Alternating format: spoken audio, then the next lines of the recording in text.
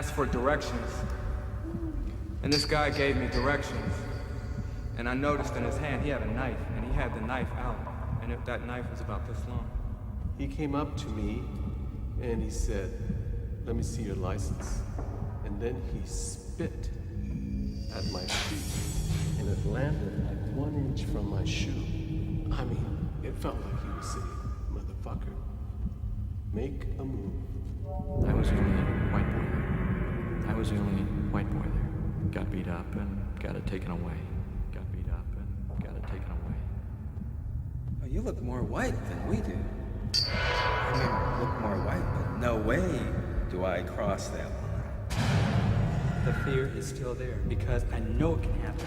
Because it has happened, not to me, but to people who look just like me. Another woman in the laundromat another time came up to me with a $10 bill and waved it in front of me.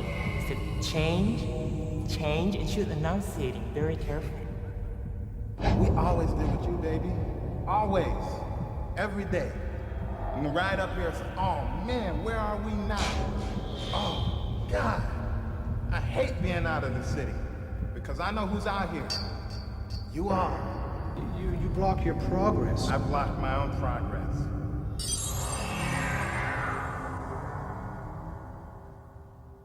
You know, as I look around this room, I realize, you know, the connection is really me, because I actually know each one of you in a very special way. Some of you I just met, actually. Each of you were picked very particularly, and it took time to do that. Each of you were picked for your honesty and for your directness and for your sincerity and for the work that you do, too, on yourself. And that's why I really wanted to have you on film. And your ethnicity? I am American. Generations back, we came from England and Denmark. But mostly when they got into America here, into whatever happened, we got mixed up. So I'm American. A white American, I guess. My father is Mexican. My mother is Irish. African and in some ways back Cherokee descent. I'm a third-generation Japanese American man. I'm at least seventh generation Euro-American. My family is, on both sides, is Scot, and on my father's side is also English and German. I'm Mexican. I'm Latino, I'm Mexican. I'm Mexican-American, I'm Chicano. I am Chinese, and I'm Chinese-American. I am an American also. I am an all-American man. And the reason I say that is that I was born here, educated here, and that makes me American. But I do always want to be identified as African American or black, not just an American. The reason why I'm here, and I'm glad to be here, is because I have a lot of anger, and this is a positive outlet for that anger. I could do a lot of destructive things, but that wouldn't be productive whatsoever. I'm here because I'm a racist, and I've been working at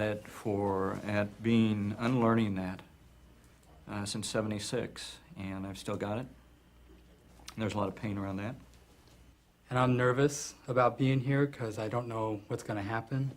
I think one of the ways I've survived racism is to be in complete control, and I'm not in complete control here.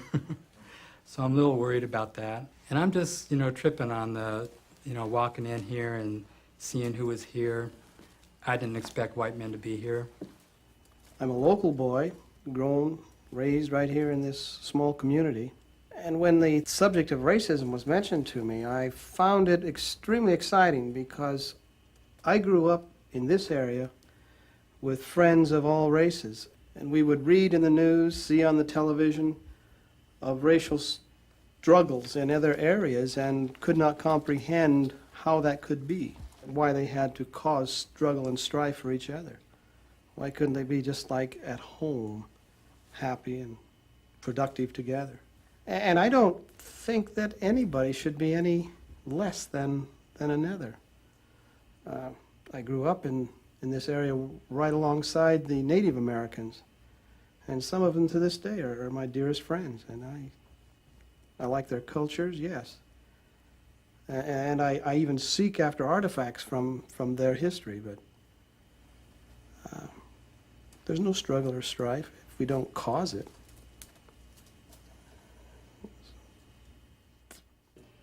In Chinese, you know, the word American really means white to us. And that's why today I actually will not use the word American either, because I do believe that it really does not incorporate all of us. That there really still is not that political, social, and economic equality. And when that day comes, I'll be the first to stand up and say, I'm an American, and stand with everyone. But until I feel that, I think that I'll always feel like I have to say Chinese so that people know who I am. 3 years ago, I went to Japan. I said, gotta go find my roots. I'm gonna find out who I really am. Apply for the passport, filling out the things, and nationality says American. I said to my wife, I can't put down American. I'm not American. She says, yeah, you're American. You gotta put down American. I said, I'm Japanese. You're not Japanese, you're American. And I said, I can't do that. I've never in my life claimed myself to be, and it just like, I said, well, I'm gonna put Japanese down. He said, you're not from Japan. You know, you were born here, you're an American. And it just, I was just blown away by, you know, for the first time I had to put that down. Otherwise it would have been rejected, and I had no choice in that. Do you think that we don't get excited as Americans when you say you are something other than just American? I got excited when Manoir said to us, he is Chinese American. Why can't he be just American and excited about being just American like David is?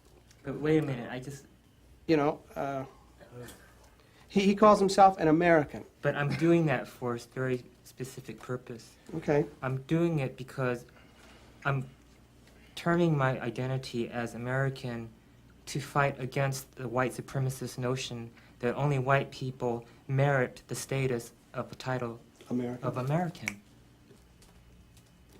Well, I agree And with that. I don't think we do. I refuse to be segregated or to be allocated to a lower status by not being recognized as an American. I like that attitude, and I think that's a correct and proper attitude. Whereas But I'm also Chinese. Yes. I'm very proud of that. And for a person to look at me and say, for a white person to look at me and say, you're just like me, we're both American, totally insults me because it denies my identity as a Chinese person, too. I feel in the sense that I have a claim to be American in ways that you don't, because my people came from this continent. My ancestors came across the Bering Strait from Asia and came down the coast and on into central Mexico. And others of my ancestors came from Arabia, through Egypt, through North Africa, and into Spain.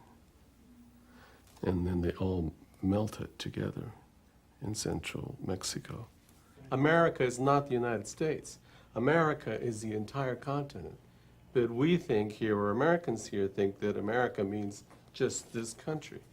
And so I feel like I have, you know, I've been kind of, I don't want to say I have, because I don't feel it like that, that my people, the people that I come from, have been sort of robbed of that term. We're not Americans, even though we are. And I don't know where that came from. I don't know where that came from, but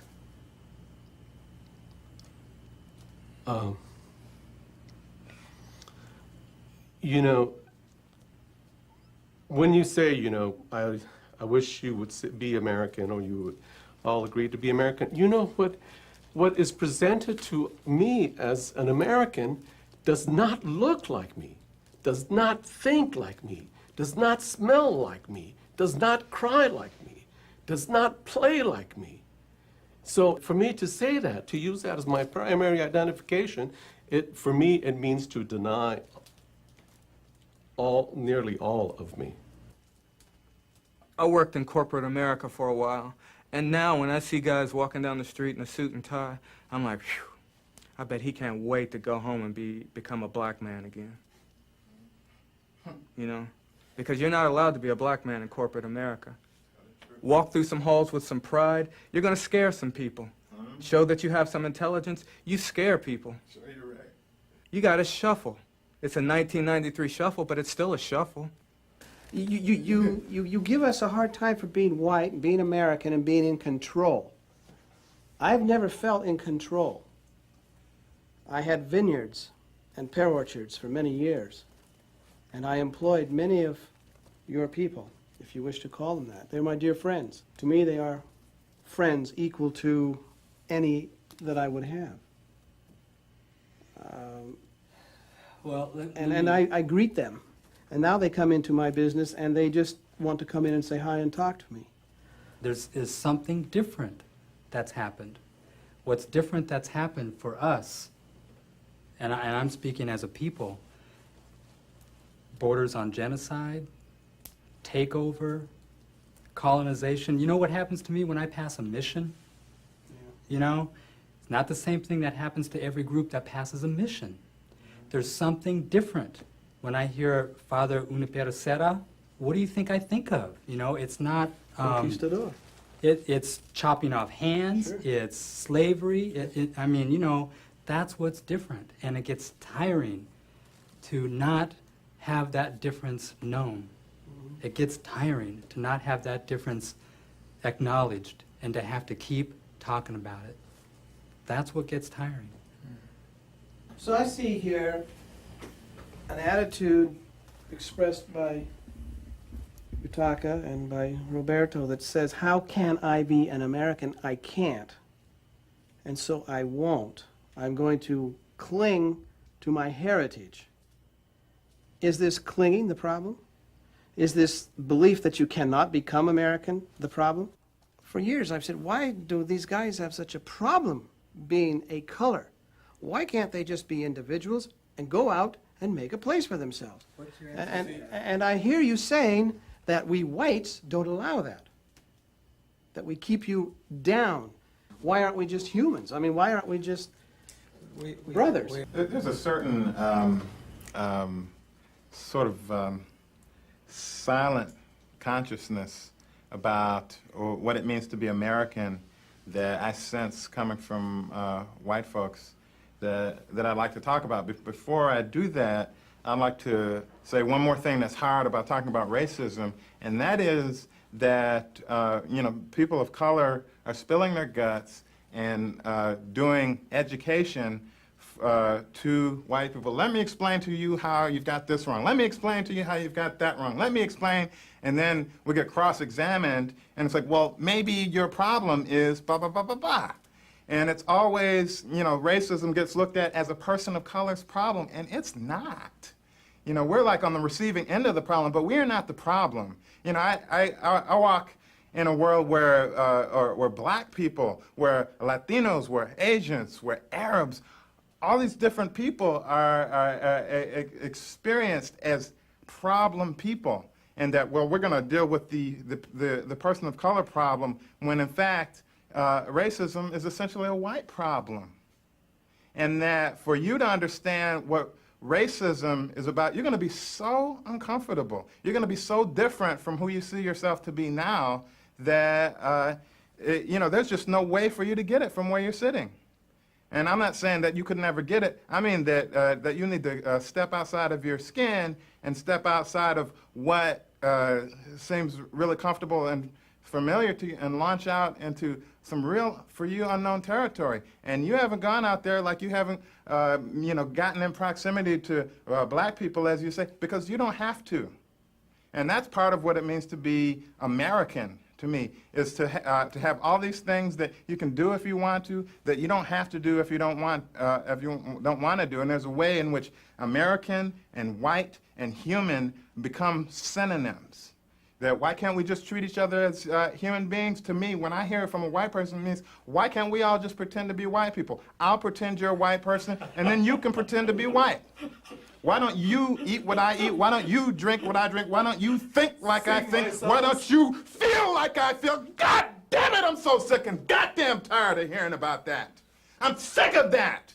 That's what it means to be human being to me. That's what it means to be white. That's what it means to be American. Why don't you come the hell over here? That's what I hear every goddamn day. And you know that I can't come over there. You know that this skin and that this hair and that this way that I talk and that I think and I feel will never, ever get included because I'm unpalatable to this goddamn nation. I'm unpalatable. You cannot swallow me. You cannot taste me. You cannot feel me because you don't want to. You think that you can survive without me, but you can't, man.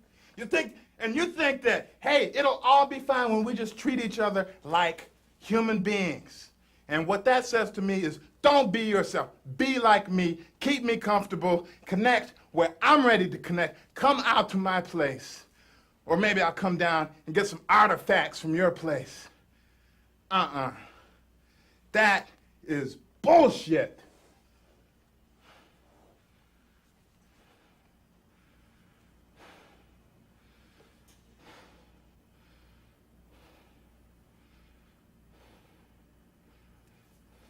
When you say that your ethnicity is American, there is no American ethnicity. You had to throw away your ethnicity to become American. That's what it means. That's what it means. You give up who you are to become American. And you can pretend that it's okay because you're white. When we give up who we are to become American, we know that we're dying from it. You're dying from it too, but you don't know it necessarily. Get ethnic, you know?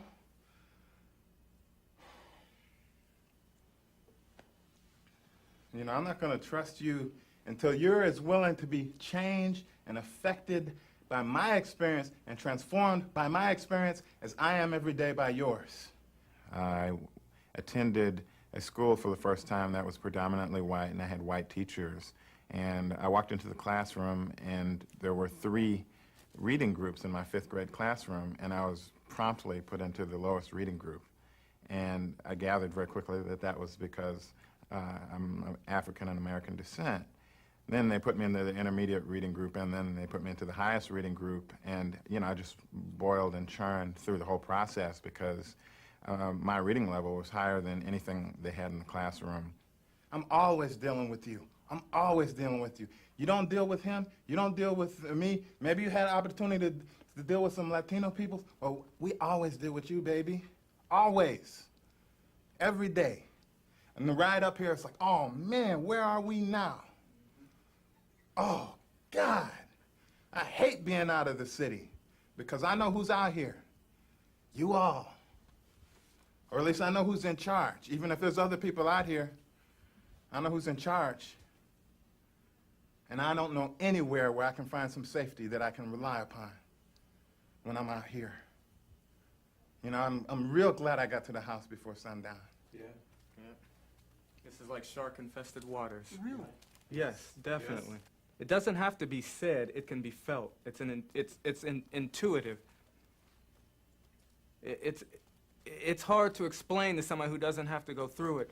But, you know, I've traveled down south, and, you know, just that feeling, like you said, you get, you know, drive through Kentucky and Tennessee and see the Appalachian Mountains up ahead of you. And know you want to get through those mountains so fast without stopping for anything because you don't know if you'll get out. Driving through Ukiah, Yeah. a big pickup was behind me Right. with a gun rack on the Right. back. You know, I was nervous, and I've never been hurt by somebody on the freeway with a gun rack. You know, that's never happened to me. But the fear is still there. The fear is still there because I know it can happen. I know it can happen because it has happened, not to me, but to people who look just like me or who don't look just like me. I've got the fear. I don't want to stop. I don't want to be out on a road around here. I tell you, it's scary with the gun racks. I've done workshops. You know what the gun racks are all about? Can I Sure, finish? go ahead. Because it's my experience. I don't feel safe with those people. And that's a stereotype about me and people that have gun racks and pickup trucks. But I used to do a workshop in this area a little further east from here called the Mail Experience. And I had 7 shotgun holes through the sign that I had out on the road and picked up the shells and I still got them. I can't feel what I know Victor feels up here, but I got a piece of it because it's just scary and I don't know how to deal with it. When my father hit Texas, he never stopped. He went straight through Texas. We didn't stop. Well, we must have stopped for food. I can't believe that, but I don't remember stopping. I know we didn't stop to sleep. I mean, it's like he wanted to get out of that state as fast as he could.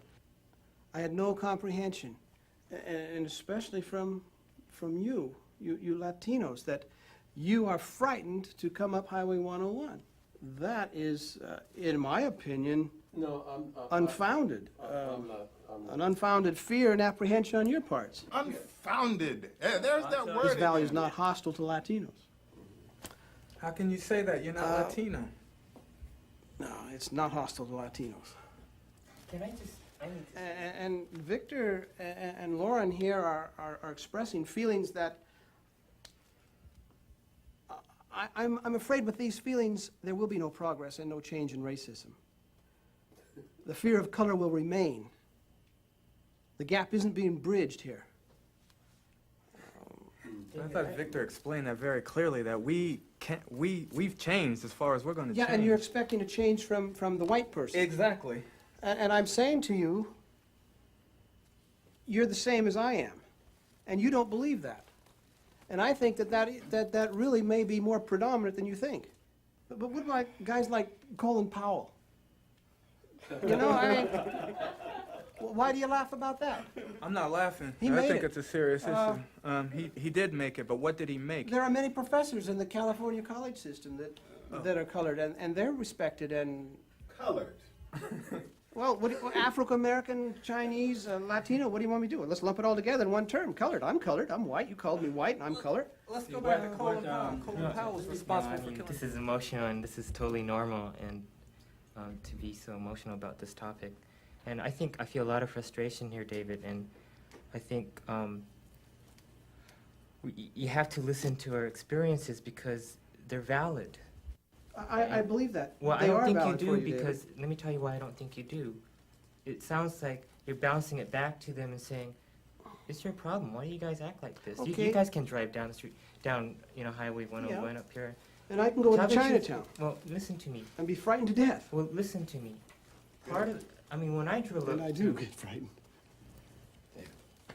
you gotta listen to me. When I drive up Highway 101, I didn't feel quite comfortable either. Really? Oh. No, but let me tell you my experience, where I'm coming from. I went to high school in an all-white environment. I was the only person of color in my high school. I resented being Asian because I wasn't white. This kind of racism is in place so that people don't even think about it. It just happens. I just feel left out. When I stand in line in a counter to be served, to buy something, and the white person who comes after me gets served first, is not done on purpose. It's because the person doesn't see me. I'm invisible to that white person, to the clerk. You see? I'm invisible. That happens to me. I was talking to some friends in a restaurant, got the same thing as you, David. They started asking me to get their food, to order their food, They started ordering and looking up at me, It's this insidious thing that you deal with daily. Every day I go to a professional workshop. Oh, don't I know you? I met you at the last one. Every fucking time. If not once, several times. Every time, no one recognizes. We all look alike, right? And this is this continual thing, continual. Even, I took your comment out of naivete earlier when you said, well, you don't look Japanese. I'm not sure what you look like, But this happens. It's just in the air that you breathe.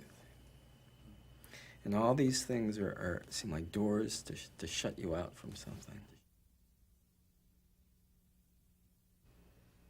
What I see from white people generally is they don't talk about themselves as white people. They talk about themselves as human beings, as if it means the same thing. Now, what I want to know is what it means to be white. Not what it means to be a human being, because we already know that you're a human being, and we can already relate to the universal human experience. What is the white experience? When I look at you manifesting your white experience, I also see you not naming it. I see you wanting to blur the distinctions between just being a person and also, most particularly, being a white person and what that means.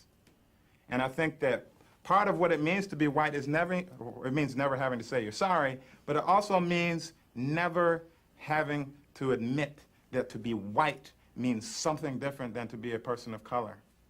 And that there is an experience that you have that is very different from what the experience of people of color is. I'm sure that there were many times that I felt that people of color were being mistreated. Probably when I was in my late teens, going down to basically black areas and seeing the cops around a lot. We'd go down there and dance and see the police around. But I don't think there was a lot of awareness. It was more just a numbness. It doesn't happen to me.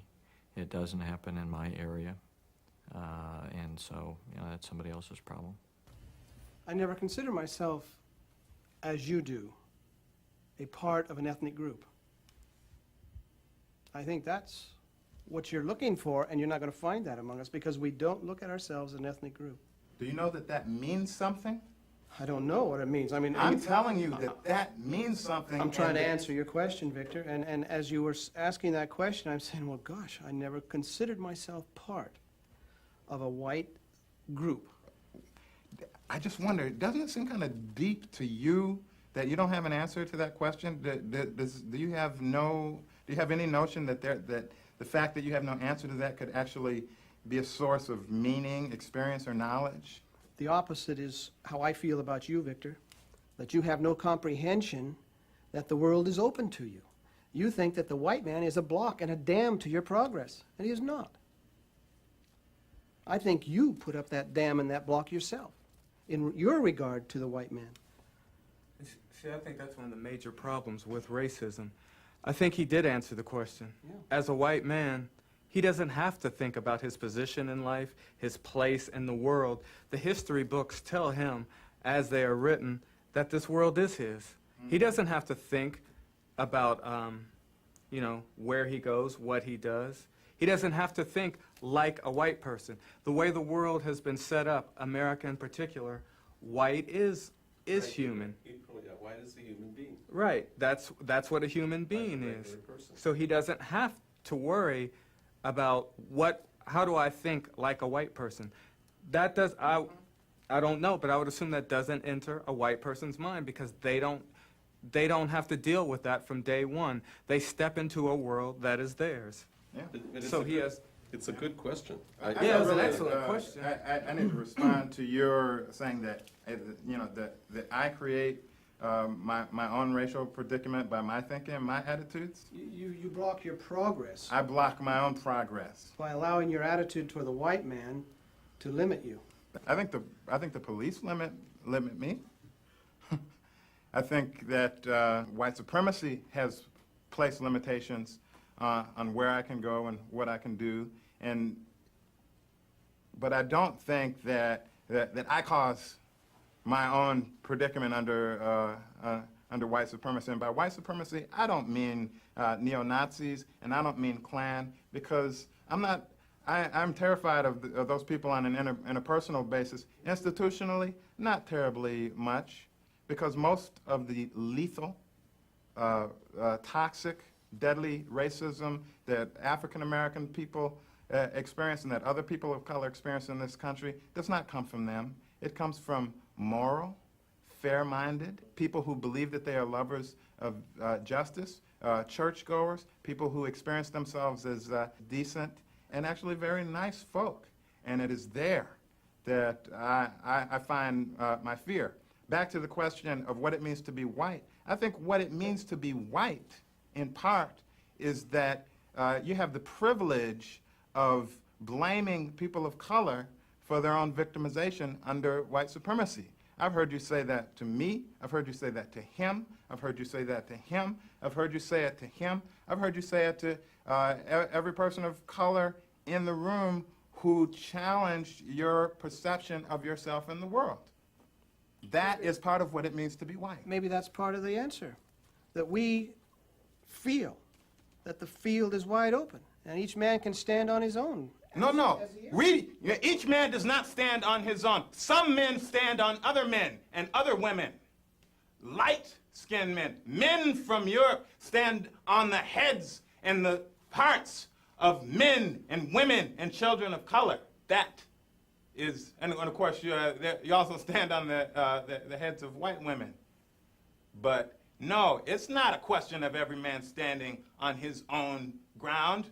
All of the ground, damn near, of this planet has been taken from almost all of the people of color on this planet. You know, Australia was a black continent. Africa was a black continent. And if the people themselves were not taken from Africa, then everything of value was taken from Africa, to the extent that that was possible. North America was a red continent. South America was a red continent. You are not standing on your own ground. You're standing on red ground. And that's what it means to be white. To say that you're standing on your own ground and standing on somebody else's. And then mystify the whole process so it seems like you're not doing that.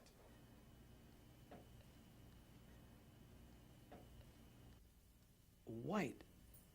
Why is being white such a unique thing? Why is it such an important thing? I've never felt that way. It is kind of a unique thing, you know, there's... Well, it must be. You're telling me that being white is special, and I'm not it's a feeling minority- special. it's a minor And I've portion never of the felt world. special because I was white. You've pointed out to me where, yeah, I have racial prejudices, and I've expressed them innocently and naively by just little questions and statements that I've made. Yeah, maybe I really am that way. I have a real difficult time talking with you about your experience. I can relate to their frustration. It just doesn't feel like anything's getting through. Working up my courage to ask you something, a request. And also there's a question with it. The request is for you to not give up on David, to go after him. I'm not able to get through, and many in the room are not able to get through. And we've given statistics, and we've given personal stories, and we've given histories, and we've we've yelled, we screamed, we've cried. You know, it's not getting through. I'm sure you've met other white people that you just have said, bye, forget it, I don't need to deal with you, you know, that kind of thing. I don't have the privilege of not dealing with the Davids in the world. So I'm asking you to do that. I'm actually boldly expecting you to do that. If I were standing in front of a whole room full of white people, I would tell them much of what I've told some of the men in this group this weekend, the white men in this group. I would tell them that it's their responsibility to go educate their white brothers and sisters. I would tell them that it's my expectation. I expect them to eliminate racism. I expect them to go out and intervene whenever they see racism going on. And I expect them to be as outraged about racism as I am outraged about racism, as black people are outraged, as Asians are outraged, as Indians are outraged. I expect that of them, and that's what I would tell them. I would tell them what I expect. I'll tell them what I'd tell them what I never want to hear from them again. I never want to hear stuff about my experience is not valid, or why can't I just pull myself up by my bootstraps. Those are things that I would tell them about. And I'd tell them that they've got to end it. They've got to end it. 3 weeks, I have for 4 months. This morning, I felt this ray of hope and optimism, and you shared that you get nervous when you would go down to San Francisco into a ethnically diverse neighborhood, and that you actually got in touch with those messages, whether they were given to you directly, taught you directly or not, or somehow that you felt how these things just started to come over you. Why was that important to you, Tommy? Because I just sort of felt that you finally connected with some feelings, and getting down here instead of being up here in the frontal lobes and analyzing everything and looking at everything rational. Because a lot of the fears or the anger isn't rational. It's probably the looks that you get. I think that's where it comes from, the looks of the individuals. They stand on the corners and, what are you doing here, you know? And they make me feel unwanted. I think that's what I feel. Yeah. That's what pickup trucks do, and guys with cowboys just sitting there, you pull up in the gas station. Yeah,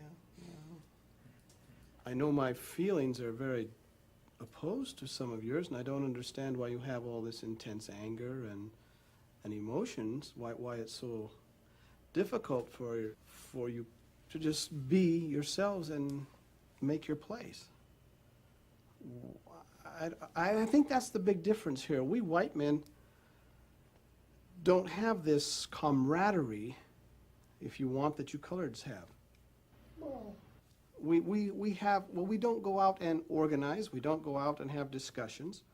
We just do our stuff, whatever our stuff is, I guess. I see that we're living in two completely different consciousnesses. And, you know, and I think that I get yours, and that I have to be able to understand yours in order to survive. You live in a world where it's not necessary in most instances for you to understand my consciousness and my experience. It's like one of those parking garages with the spikes coming up. You know, you live in the world where when you drive your car past, the spikes lay down. And I live in the world, and the men of color here live in a world where when we come up to the spikes, man, they're facing right at us. The thought comes to me, Victor, you're going the wrong direction. If the spikes are opposing you, does that ever occur to you that you're going the wrong direction? That's a beautiful statement to me, that I'm going the wrong direction. It's a marvelous illustration of the consciousness of white supremacy. Well, let's not say white supremacy. That's just what I say want to say. This is where, as you speak this analogy, and I'm thinking to myself, golly, why does it always have to be in opposition to the way things are structured?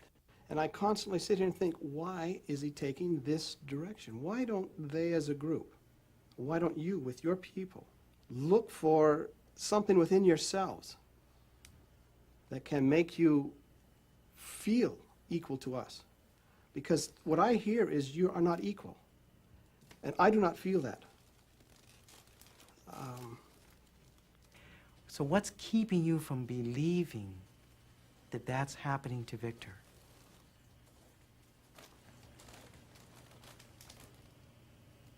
Just believing, not to know why that's happening to him, but what's keeping you from believing that that's Because happening it to seems Victor? like such a harsh life. And I just don't want to believe. I would assume, Victor, that your life is really that hard, difficult, and unpleasant. What would it mean, David, then, if the life really was that harsh? What would that mean in your life? If it really was Well, that'd that be a harsh? travesty of life. You have here something that shouldn't exist. And so what if it does? What if the world were not as you thought, that it actually is happening to lots of human beings on this earth? What if it actually were, and you didn't know about it? What would that mean to you? Oh, that's very saddening. You don't want to believe that man can be so cruel to himself or his own kind. I do not want to accept that it has to be that way, or maybe it is. And it must be because you express it and the others in the group express that it is.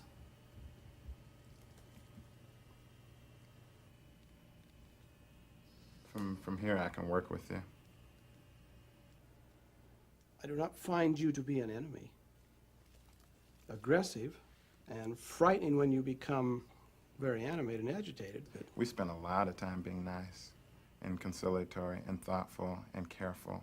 I don't want to be excitable with you about it. I become excitable when I feel like there's no way for my humanity to get affirmed. If I can't say no with my whole aliveness to being mistreated or invalidated, then I'm dead. I'm as good as dead. if there were some way that I could be of use and service to you, I would. I don't know how. I've never looked at that possibility. I think how you could help me is to begin to understand yourself better. I don't need help from you or from white folks as much as I need a sense of fairness, which is lacking, and as much as I need a sense of awareness about this invisible protection that you have and this invisible privilege that you have. When Victor was telling you about you being asleep, not being conscious of your privilege and taking it for granted, it was revealed to me that that is true when you refer to us as you coloreds, because I find that is a very demeaning term. I find it alienating, and I've heard it in the context of referring to people of color in a negative fashion, and it's painful for me to hear it. How would you like me to address you? Well, not as you anything, not you people, not you coloreds, not you Asians, not you blacks, not you Latinos. You, Just David. people of color, or David, if you want to mention, talk about like non-whites, or I'm more comfortable with that. Because when you say you, it's sort of, it's alienating. You bastards, you pigs, you lowlifes, you no good people, you people of color. That's how it feels. And, I know I have talked to black people who have said, you have immigrants that come to this country and they can't speak a word of the language except for one thing. They can all say nigger. Racism between whites and people of color isn't the only racism that exists. There's racism amongst people of color.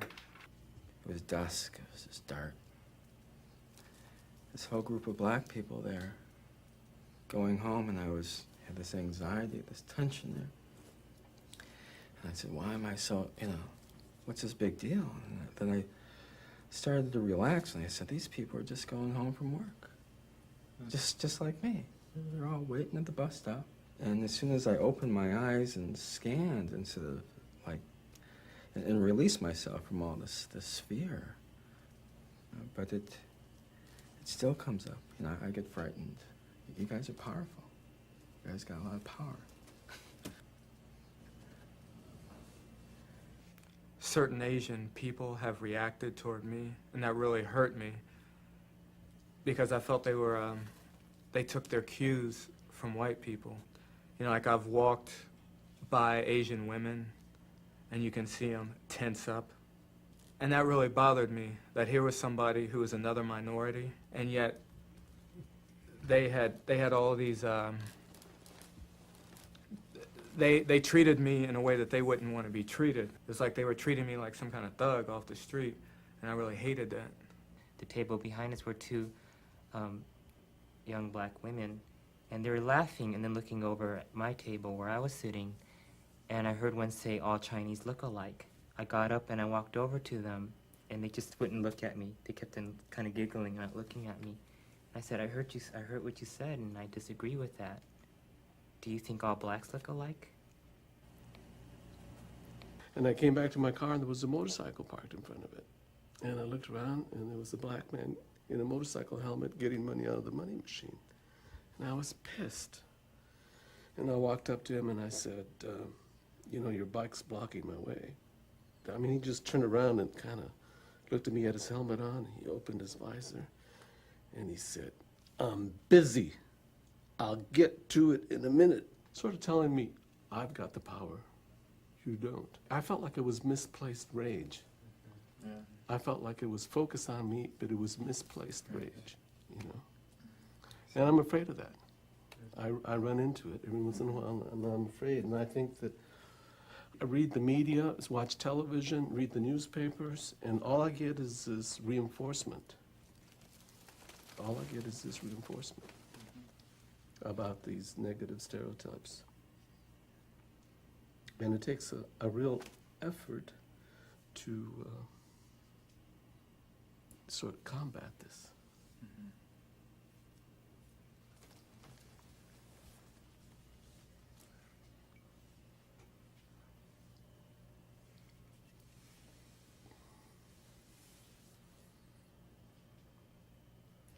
I am reluctant and fearful of further division between us, and worried that division between us will happen even more, where we won't come back together.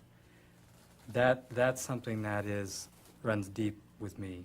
That stops me from looking at areas that get hard when it comes to other people of color.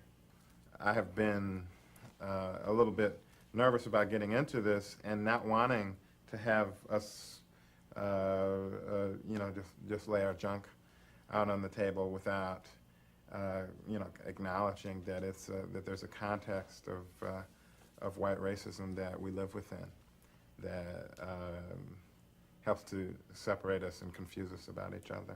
And I do agree that you have to look at interethnic racism within the context of white supremacy, but I disagree with the fact that you can't cover that up because it is there and we have to deal with it before we can do anything about white racism.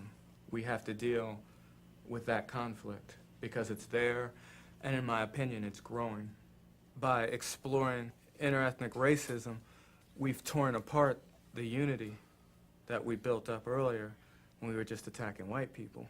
Okay, I have to And take I wonder if exception that's- with the bit about attacking white people. I think attacking white racism. Okay. It's not. I don't think it's about attacking white people. There is some anger, underlying real anger, and we're afraid to express it because we want to, as Victor said, maintain some kind of unity here that we've established. Maybe we should take the risk and lay it all out. I mean, talking about it helps. Bringing it out into the light helps. It loses some of its mystery, some of its power. Growing up, I picked up stereotypes that blacks were lazy, that they were violent, that they were dangerous. I mean, there is a tape in the back of my head that plays back all the time. But there's another tape that I've developed and also that says, this isn't true. When I see Asian people being praised for intelligence and black people invalidated for being stupid, I feel bitter about it. You know, because I know I'm very smart. I've always been very smart, and and it hurts me to see that acknowledgement given up to other people when it's taken away from me. And all the people in my community, with very few exceptions, where I grew up, worked very, very hard. My mother worked hard. My grandmother worked hard. My aunts and uncles worked hard. They worked themselves to death. And they pulled on their bootstraps, and those suckers just tore off, and they didn't get no place. You leave home every day, your parents instill at you that you're a good person, you're a moral person. Yet when you go out into the world, just because of the color of your skin, people avoid you. They look at you as if you're a potential killer. They don't think you're as smart as they are. You watch the news. Who do you see being taken away in handcuffs all the time? It's somebody that looks like you, somebody that could be you. You're always under suspicion, so at times you do wonder if it is you. In my father's restaurant, it was, make sure we don't have blacks come into our restaurant because it'll mean that white people won't come into our restaurant. And white people don't want blacks in the restaurant. But all that time, the whites were really encouraging that without knowing it. And that's why when I hear about the black and the Asian community, I feel so sad about that because I think that there's a way to which we've been really used used to put down black people, you know, especially in the LA riots, you know, the poor little Korean grocer. If only the blacks could work as hard as us with such great family values, you know, look what they get. Then the black people beat them up, burn down their stores, you know, and fact of it was, we were both being exploited. We've been both taught to be really scared of each other. And I mean, it hits me here, you know, because, I mean, many of you know because my mother was murdered by an African-American man. And I can be just as angry and buy into my father's stereotypes about African-American men. But I knew where he was headed with that. I knew where he was headed. That all African-American men murder and kill. And he wanted me to pass that on to my child. But I know the stories he told me about the racism that's happened to us. And somehow I just want to say, remember what happened to us. Just remember what happened to us happens to everybody else. And I know he wanted somebody to stop that. He wanted another Asian man to stand up for him. He wanted another black man to stand up for him. And maybe another white man to stand up for him.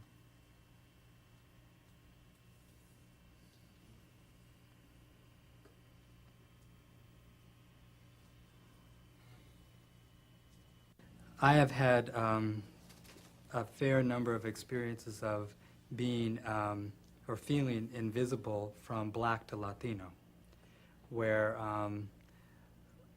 essentially I've been given the message that my issues as a brown person are not as important or as bad as a black person's because of the lighter, I'm whiter, you know.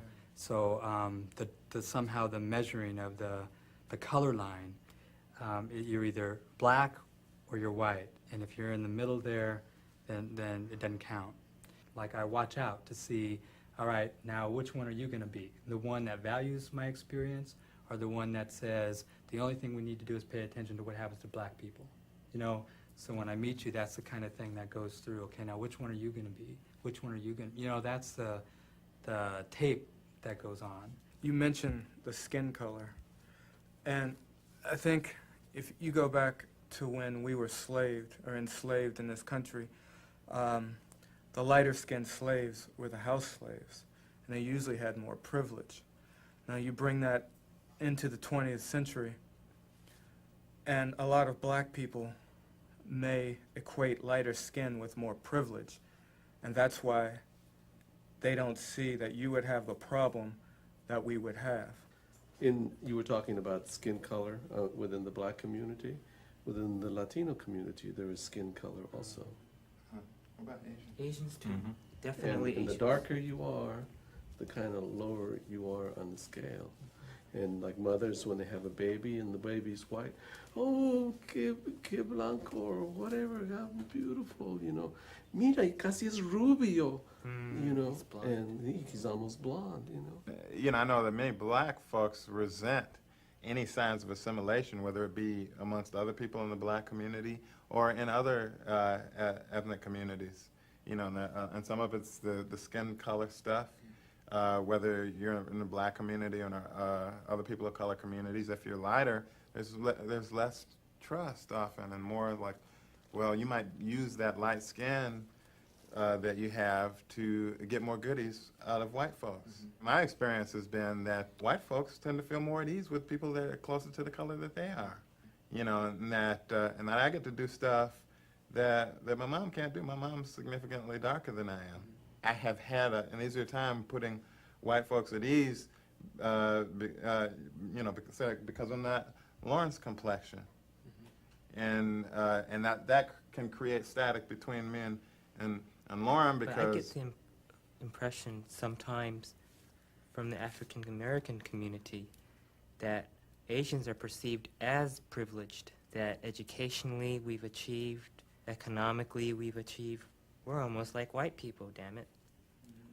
And therefore we're hated just, I mean, What you can do and maybe I'm putting too much pressure on you, but I think what you can do is make people understand how you achieved what you achieved.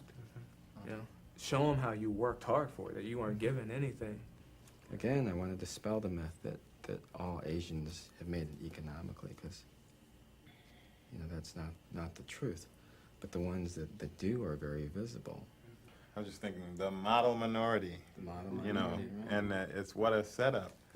You know, it's like, oh, why can't you people be more like those people? Right. And then you wouldn't have That's the a problems that you have.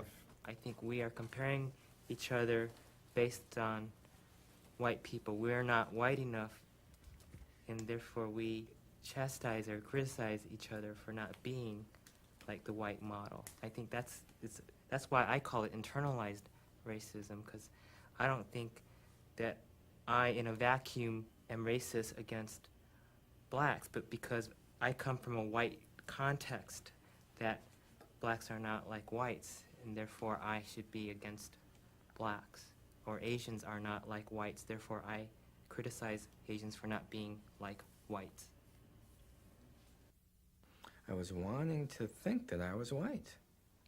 I was wanting to blend in. I was just wanting to assimilate to this extreme degree until I realized who I really wanted to be. And I looked back, and my family's internment in the concentration camps had a huge impact on that. They didn't want to identify with being Japanese, because when they said they were Japanese, they were discriminated against severely and locked up. They didn't want to identify as being Buddhist anymore. So my grandfather became Christian to blend in. He lost his real religion. And just now I'm starting to reclaim that. My dad taught me a lot of lessons. Family jokes about him being the Archie Bunker of the family, you know. And Chinese are like loud and noisy businessmen that try to take your money or something like that. Several of my family members do not like Japanese. I think a lot of the older ones especially still remember the Sino-Japanese War, in which Japan invaded China and pretty much brutalized a lot of people. Atrocities. Yeah, and a lot of them remember that, and that continues. I think they perceive the Japanese as arrogant, distrustful, extremely violent, and repressed. A lot of so much of that's true, too. That's the hard thing to deny. But it's not true for a lot of, Right, for Japanese us people. sitting right here. right? The number of times where I have not intervened on your behalf, or on your behalf, even on your behalf, for my own people, you know, where racism has flown and I've let it fly about black people, about Asians, about other Latinos even, about Indians. And I think I have a lot of shame about that. And so if I expose that, what are you going to think of me now? You know, that kind of stuff is part of what makes this heavy for me. A woman was talking about, oh, those Cubans are taking over Florida. You know, just running with it. And I sat there, and I didn't say anything. And finally she said, Hugh, I want to ask you something. I hope you know I wasn't wanting to offend you. And all of the things that I wanted to say, I sat on. You know, I sat on it. That's an example to me of being shameful and embarrassed of not coming to intervene on your behalf, or on my behalf, for that matter. I understand you. Earlier in my life, I was totally surrounded by white people. And that was my life. Aside from my family, there was all white people around me. And every once in a while, I'd hear a comment like that, or something like that, about Cubans or Mexicans or whatever. Oh, but Roberto, you're not like that. I mean, I wasn't even Roberto then, I was Bob or something. Oh, Bob, you know, but you're not like that. When you share that you don't take up for black people sometimes, I feel some disappointment, but it's very small. It's very small, and I can appreciate that it's difficult, because you know, I don't always take up for me or other people of color also, and in fact sometimes I'm the perpetrator.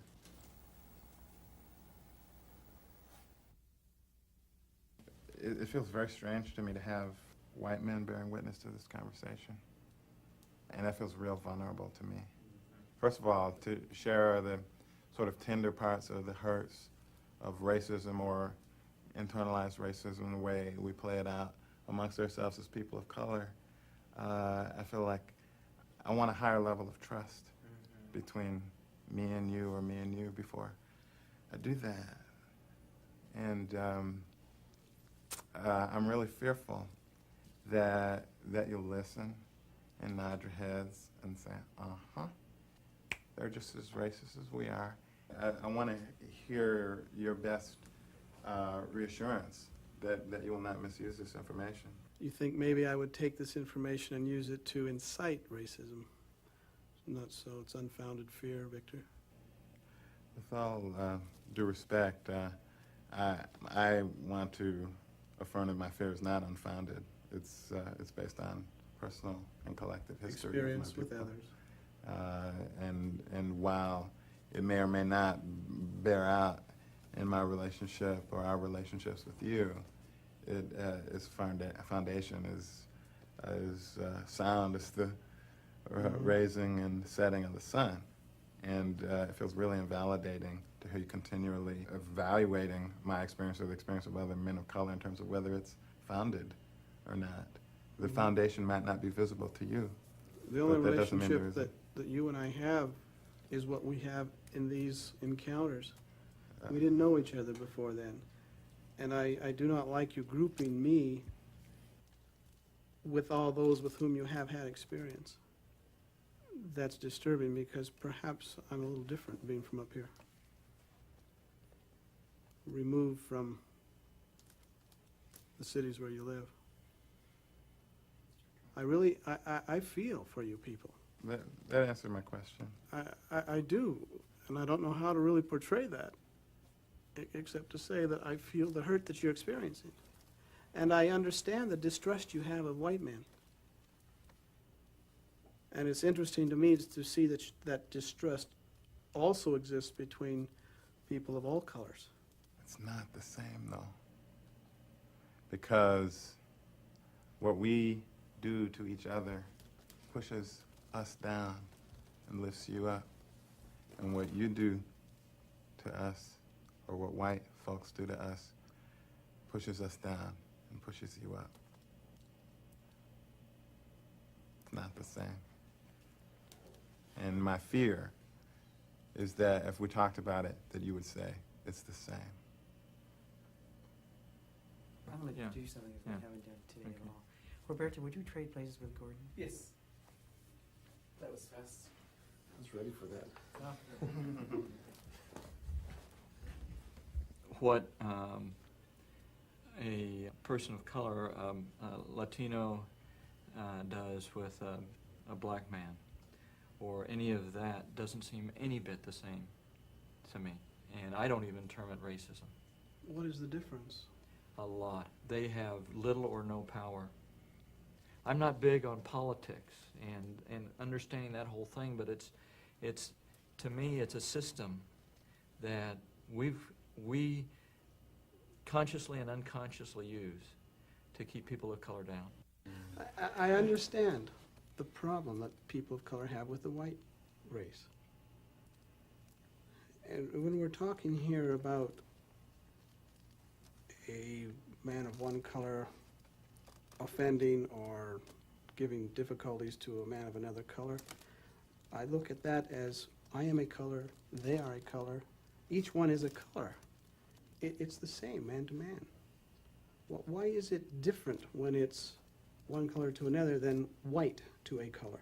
Because you're Because I on got top. the power. But we're on top. I got the privilege. Yeah, I hear you tell me all the time for many hours now that white is on top, and I believe you. And I believe that you have that feeling. I have never had that concept that white is on top, that I am on top. Look at the CEOs of the companies that run this world. I agree with that. They're all white men. I know that. So do you think they're going to think about me or Hugh? Or me, No, wait a minute. Me or Hugh or David when they make a decision? no, they're cutthroat. They think nothing of people, really. But their decisions will most hurt people who look like us, not people who look like you. When we fight each other, when we don't take up for each other, that hurts us a lot more than it hurts you. And I never realized that until I sat here and just sat back and listened to what Victor was saying and then your response to it. But now it scares the shit out of me to even continue this conversation in this vein, because, you know, I'm going to multiply you by, let's be nice and say the 20 million, the 50 million who will see this film and think, why should we change? These rats can't get along with each other. Talk about it. I'm getting seriously depressed sitting here. Yeah, I was thinking we were making progress, and I just don't feel like we're making much progress anymore. How's that feel? Feels like shit. You know, I'm ready to go outside and run my head through a wall. What do you need from us? From me or from the other men here? Just to know that we're all still unified, that we're all still working toward the same thing.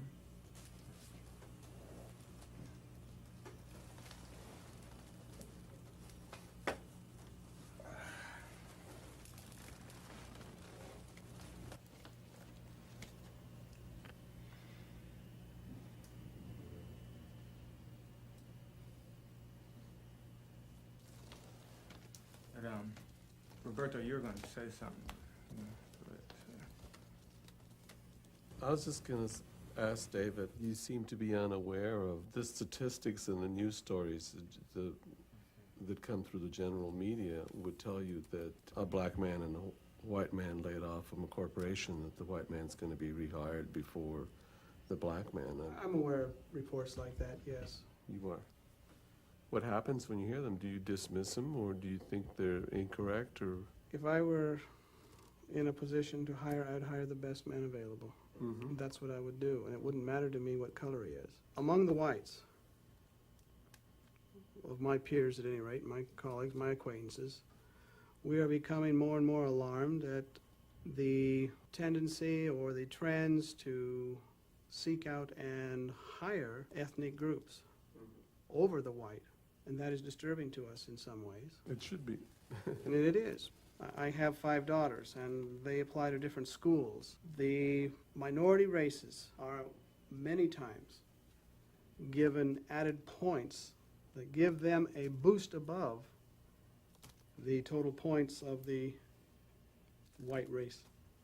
So, you know, it's not just that it's all against you. There is much against us also. I am disturbed that anybody is not getting into college, including white women, including white men. I'm disturbed that white men are out of jobs.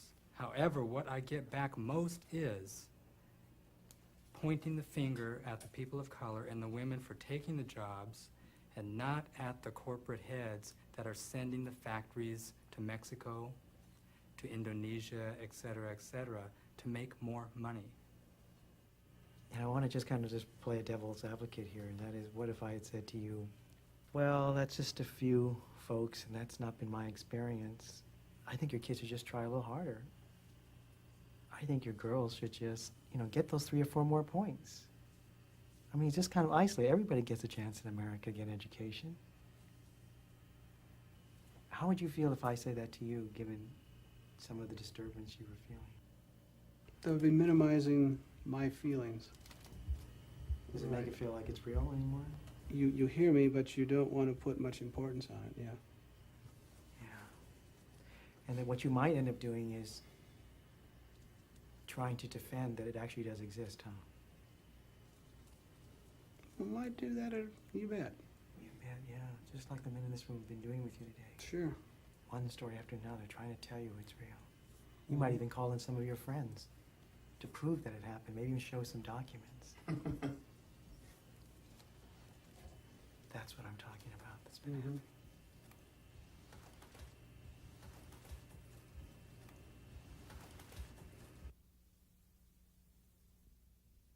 I have allowed myself to feel in my soul, in my heart, what other men are experiencing, and that has caused me to take down the walls and barriers that my mind has placed before me regarding men of color. And I have found that they are good men and that I can love them. This will probably be difficult for me, but so you understand, I was raised by a father who was very much opinionated and racist, I would say. Oh, my father would always tell jokes about the colored people that would put them down, or would demonstrate to me that they were a inferior group of people. The way he would refer to them, calling them niggers, implanted in me that they were an undesirable people.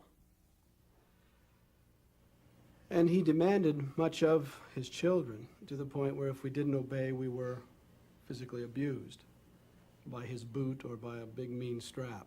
I learned to anticipate what he wanted so that I could do it without ever incurring his abuse. And in doing so, I learned to protect myself from outside harm or any emotions that would cause me anguish or disturb me. And I carried all of this into a pattern of working to avoid dealing with reality, I guess I would say. And all my life, that's where I've been. I work hard, I work long hours, and I keep myself content in my work, and I'm away from the pain and the strife of the real world. And I know when you tell me your experiences, I tend to minimize them so that I don't have to deal with them. But it's not that I don't want to, and it's not that I don't feel your anguish and pain as people of color. And I'm deeply hurt that you would consider my race as the oppressor, because certainly I have never thought myself that way. And that disturbs me, to know that you consider me and my color that way. Please accept whatever I can do or say to you to allay to you the feeling that some of us white men really are not aware that we are such a problem to you. And when we say to you, well, just can't you be like us, we don't really understand the differences between you and us. I'm really sorry that what has happened to you as a child being abused happened to you. That should never, you didn't deserve that. You didn't deserve any of that. And I appreciate you sharing with me how you survived that, and how that survival is with you today, and how hearing us and hearing my story, how your survival, how that affects how you hear me, and what you hear, and what you do with it. That's really important for me to know how you've survived. And as a white man, to know how you dealt with things, to know how you deal with things when they come your way. That's what Victor was asking, I think, in asking, what does it mean to be white? What is it like to be white? And I appreciate you for exploring that and for getting in touch with what it means to be white. And I appreciate your survival. I'm glad you made it. I just want to say that I appreciate very much your candor and your openness to hear us and try to understand yourself a little more deeply. I just also hope that you will keep in mind that there is no quick fix. You don't change and become a non-racist overnight. You, I think, have just barely tapped into what racism is all about. Just kind of touched the surface of it. I think there's a lot ahead of you. You're developing a new consciousness. You're just starting to see how we as people of color feel. You get to just find out a little bit of our reality. And it's going to be a long process to really, really fully understand it. Stretch out your arms and take hold of the cloth that covers you with both hands. The cure for the pain is in the pain. Good and bad are mixed. If you do not have both, you don't belong with us. I really worked to keep my expectations out coming up here. And one I couldn't keep out was fear. Because I represent the oppressor. I am the oppressor. But I really see my responsibility and the Euro-American responsibility to get together with our brothers and talk. Come clean on what we've done and what we participated in, what our ancestors have participated in. Put a stop to it. And one of the things that I really appreciate from all of you is tolerance.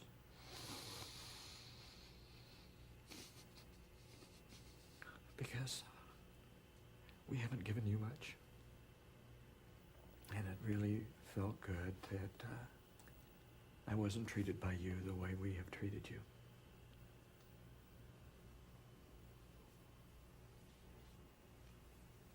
And I thank you. As I look around the room, I have a lot of beautiful memories of each one of you.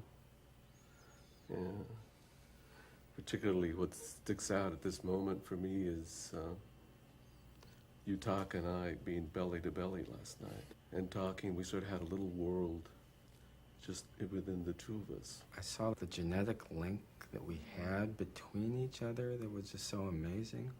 And as I was looking into him, we were talking about seeing me, but I was seeing you. I was seeing a version of myself. And I could see myself inside him. There was a younger me standing in front of me. I know when I got here Friday, I found myself when people would arrive, I was sizing them up. You know, I was already trying to decide who was my friend, who was my enemy. I found out that you can really express your opinions with people who are different than you without it leading to any kind of violence. Over this weekend, it was really important for me to see people express their anger against racism because it's something that is very hard for me to do. I was raised, acculturated to not express that kind of anger when I'm mistreated and to take it silently. And I have always wanted to express it because when I keep it inside, I feel that it's killing me, as it has, I believe, killed my father. Hearing something and being the nice Japanese man and just sort of bowing my head or not wanting to create any waves or not wanting to disturb people or not wanting to offend people. And you know, as I get older, I'm no longer willing to do that anymore. It's just not acceptable. You know, a lot of these guys I may never see again, but they got a special place inside here, everybody. And if they ever need an ally, they got one. If somebody makes a remark about a Latino, Roberto's face will be there, Hugh's face will be there, and I won't be able to put up with it. If I were facing a white audience and they were asking me what I wanted from them, I would say justice. Because I cannot love you until you give me justice first. I think I will see change in individuals. I saw that here with the white men, that there was change for them. I don't think I'm going to see much change on a societal level or an institutional level in my lifetime, and that makes me very sad to think that. What I can hold on to are the individuals that I know are changing. And I know David will go away and he will educate his daughters. I know he'll do that, and the people around him. And that's what I have to hold on to. So I really am appreciative that I was here.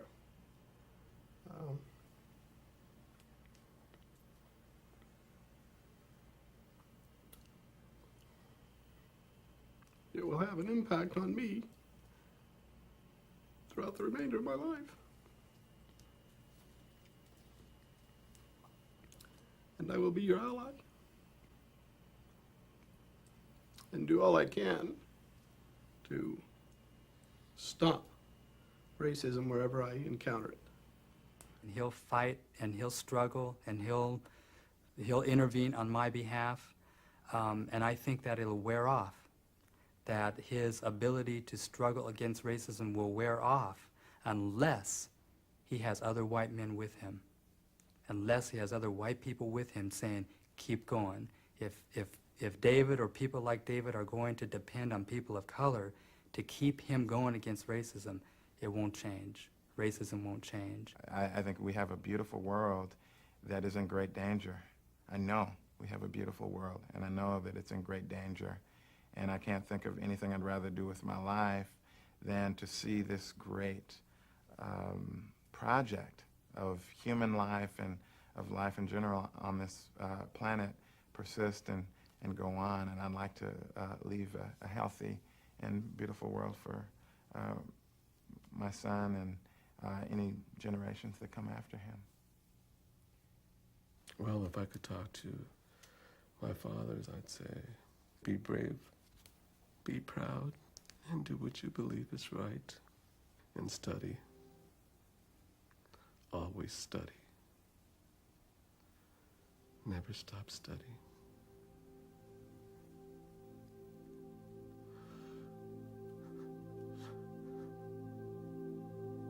I think one of the first thoughts for me was that I think I really wanted something for my father to see, because he thought that white people wouldn't listen or come and see a film and then get really angry if they saw a film on racism. Besides that, I think he also has indoctrinated me for years that people of color and whites can't get along. There's no way that's going to happen on this earth. It's going to keep going on and on and on. David, I like it perfectly when you said, you know, that about you liked the anger. I mean, it was needed and it was honest and it was appropriate. Those were the words you used. But that we do need to get that anger out. Because underneath all that anger is all that hurt that has never been allowed to come out for us. And then on the other end is, I think, that what we all saw, what David and Gordon also saw, was that at the end of it was a possibility to get along, if it could just be heard and acknowledged. I remember it on Saturday evening, I just broke down and I cried on Hugh's shoulder. Because I told him that I think that I could rest now after this film. That I could say I left something for my son. And I know he's going to go out into the world to see what I had to see. I wanted to know him, to know that I was with him in some way. But I wanted the world to be different for him. I wanted to know him to know that he wasn't crazy. And then I shared with you, David, that I wanted my child to meet your children someday on an equal basis. And I want that. I will remember every one of you for the rest of my life. I mean, some of you I've known, but never quite in this way. And for the rest of your lives, you too have this film for your children and your partners. And Victor, you did your people proud. Each of you did that. Your fathers, your grandfathers, grandmothers. You did it for them. And for that, from the deepest part of my heart, I want to thank each of you.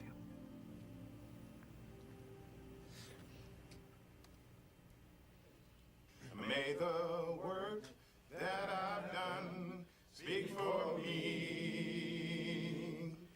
May the work that I've done speak for me. And if I fall short of my goal,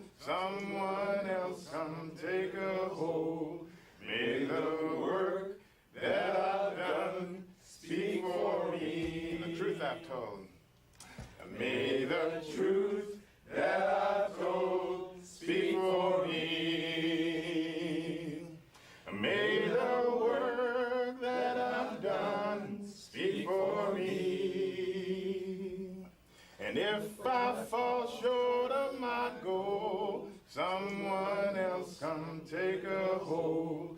May the work that I've done speak for me. The truth I've told. May the truth that I've told speak for me. May the truth that I've told speak for me. And if I fall short of my goal, someone else come take a hold. May the truth that I've told speak for me. And the love that I've shared. May the love that I've shared speak for me. You think someone is going to destroy you. If you don't have the upper hand, you are afraid of the differences of people. You must destroy them. Can't you see? It's fear that's driving you insane, eating you alive and causing you much pain. You've got to walk right through your fear. You've got to walk right through your fear. You've got to walk right through your fear. Got to walk right through your fear. You think it's right to control the land that other people own. We can live equally in harmony if we respect each other's lives. You are afraid of dying, you don't know how to live. You are so needy and afraid, you've got to learn to give. You've got to walk right through your fear. You gotta walk right through your fear. You've got to walk right through your fear. You gotta walk right through your fear. You run around causing everybody pain. Now everyone is going insane. Stop the madness, save your soul. Stop the arrogance, give up control. You've got to walk right through your fear. You've got to walk right through your fear. You've got to walk right through your fear. You've got to walk right through your fear. You've got to walk right through your fear.